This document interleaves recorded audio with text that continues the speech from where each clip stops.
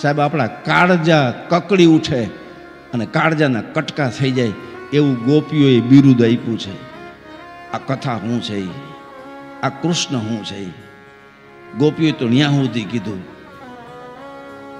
સ્વર્ગ લોક કે બ્રહ્મા લોક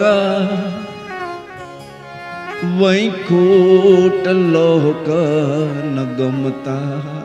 અમારે સ્વર્ગલોક નથી જોતો, અમારે બ્રહ્મલોક નથી જોતો, અમારે વૈકુંઠ લોક નથી જોતો. હવે આપણે તો એની આશા રાખીને બેઠા છીએ કે આપણે બધા ગુજરી જઈએ તો સ્વર્ગવાસ લખીએ છીએ, કારણ કે આપણી વિચારધારા જ નીચી છે. સ્વર્ગ તો આ રહ્યું, અહીંયા હાથ ઊંચો કરો તો સ્વર્ગે પહોંચી જવાય, છેટું નથી. આપણે સ્વર્ગ આરે વ્યવહાર હતા, આપણે બ્રહ્મલોક આરે વ્યવહાર હતા. કથા આવશે હમણાં મહાભારતની કાલે. મહાભિષેક નામનો રાજા બ્રહ્મલોકમાં ગયો, દશરથ રાજા હાલતા સ્વર્ગમાં જતા. સ્વર્ગની અપ્સરાઓ પૃથ્વી ઉપર આવતી, આપણે વ્યવહાર હતો એની સાથે. સ્વર્ગલોક છેટો નથી, આર્યું, પણ આપણી વિચારધારા જ નબળી છે. સ્વર્ગલોક તો આર્યો નજીકમાં છે, પણ બધાયથી શ્રેષ્ઠ છે બ્રહ્મલોક. અને બ્રહ્મલોકમાં જો પુણ્ય કાંઈક અપરાધ કરીએ ને પુણ્ય ખતમ થઈ જાય ને તો ત્યાંથી પાછું આવવું પડે. પણ જોવાય ત્યાં કે જ્યાંથી કોઈ દિવસ પાછું ના આવી શકાય. વૈકુંઠ લોક છે, ત્યાંથી કોઈ દિવસ પાછું ના આવી શકાય. તો ગોપીઓ તો એનાથી આગળ વાત કરી કે બ્રહ્મલોકે નથી જોતો, સ્વર્ગલોકે નહીં, બ્રહ્મલોકે નહીં, વૈકુંઠ લોકે ન જોઈએ. અમારે ન જોઈએ તો તમારે જોઈએ શું? ત્યારે સાહેબ આંખમાંથી આંસુના ઢગલા થઈ જાય, આપણું કલેજું ચીરાઈ જાય એવું ગોપીઓ બોલી. આને કહેવાય પ્રેમ. અને એટલે કૃષ્ણને ત્યાં નમતું દેવું પડે અને ગોપીને જીવતા વૈકુંઠમાં લઈ જવી પડે, જેને અર્પણ કરી દીધું બધું.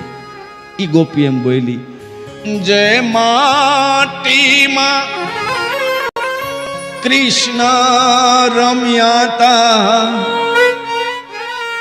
અરે જય માટીમાં મારા કૃષ્ણ રમ્યા તા, અને એ માટીની મન મમતા.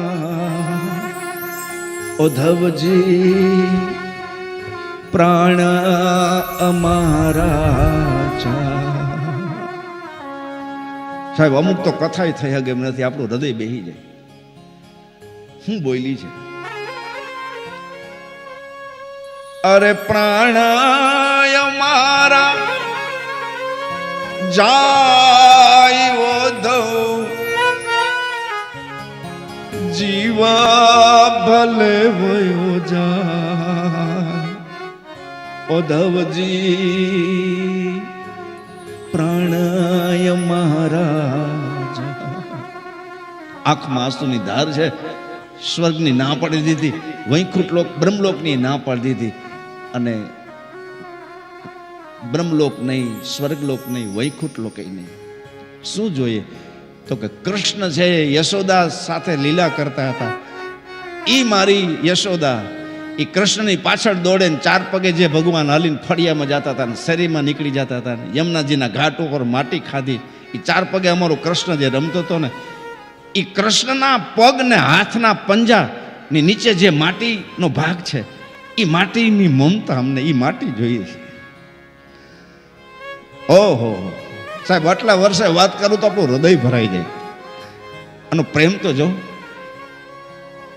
એક બજરની ચપટી જેટલી માટી મળે અમને. કૃષ્ણએ જ્યાં પોતાનો હાથનો પંજો મૂક્યો હોય, ચાર પગે હાલતા ત્યારે બે પગ ગોઠણિયા ભરીને હાલતા હતા, અને એ પગ નીચે જે માટી આવી ગઈ હતી, એ માટી જો બજરની ચપટી જેટલી મળી જાય તો એ બજરની ચપટી જેટલી એ માટીની તોલે ન સ્વર્ગલોક આવે, ન બ્રહ્મલોક આવે, ન વૈકુંઠ લોક.